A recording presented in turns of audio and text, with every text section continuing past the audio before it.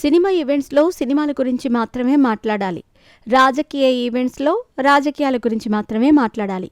ఈ మాత్రం క్లారిటీ లేకపోతే చూసే జనాలకు అసలు ఇది సినిమా ఈవెంటా లేకపోతే రాజకీయ ఈవెంటా అనేది అర్థం కాని పరిస్థితి ఏర్పడుతుంది.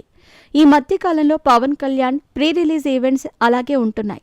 గతంలో గేమ్ చేంజర్ ప్రీ రిలీజ్ ఈవెంట్కి పవన్ కళ్యాణ్ ముఖ్య అతిథిగా విచ్చేశారని జనసేన పార్టీ ఎమ్మెల్యేలు, మంత్రులతో పాటు కూటమి ఎమ్మెల్యేలు, మంత్రులు కూడా హాజరయ్యారు.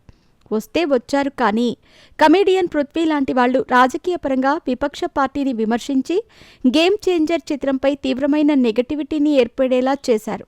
ఈ నెగటివిటీ సినిమా థియేట్రికల్ రన్పై పూర్తి స్థాయిలో పడిందని చెప్పటం కరెక్ట్ కాదు, కానీ కొంతమేరకు పడిందనే చెప్పాలి. పోనీ ఇప్పటికైనా మారారా అంటే అది కూడా లేదు. మరో వారంలో పవన్ కళ్యాణ్ హరిహర వీరమల్లు చిత్రం విడుదల కాబోతోంది. ఈ సినిమాకు సంబంధించిన ప్రీ రిలీజ్ ఈవెంట్ని హైదరాబాద్లోని శిల్పకళా వేదికలో ఈ నెల 21న గ్రాండ్గా ఏర్పాటు చేయబోతున్నట్టు మేకర్స్ కాసేపటి క్రితమే అధికారిక ప్రకటన చేశారు. ఈ ఈవెంట్కి ముఖ్య అతిథులుగా ఆంధ్రప్రదేశ్ ప్రభుత్వానికి చెందిన కొంతమంది మంత్రులు, తెలంగాణ ప్రభుత్వానికి చెందిన మరికొంతమంది మంత్రులు, అదేవిధంగా కర్ణాటక ప్రాంతానికి చెందిన మంత్రులు హాజరు కాబోతున్నారట.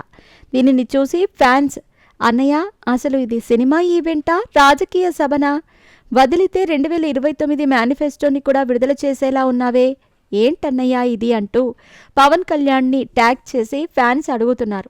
పోనీ రాజకీయ నాయకులను పిలిచారు సరే, మళ్ళీ సనాతన ధర్మం అంటూ పవన్ కళ్యాణ్ ఎక్కడ వివాదాస్పద వ్యాఖ్యలు చేస్తాడో, సినిమా మీద లేనిపోని నెగటివిటీని ఎక్కడ తెచ్చి పెడతాడో అని అభిమానులు గుండెని అరచేతిలో పెట్టుకుని భయపడుతున్నారు.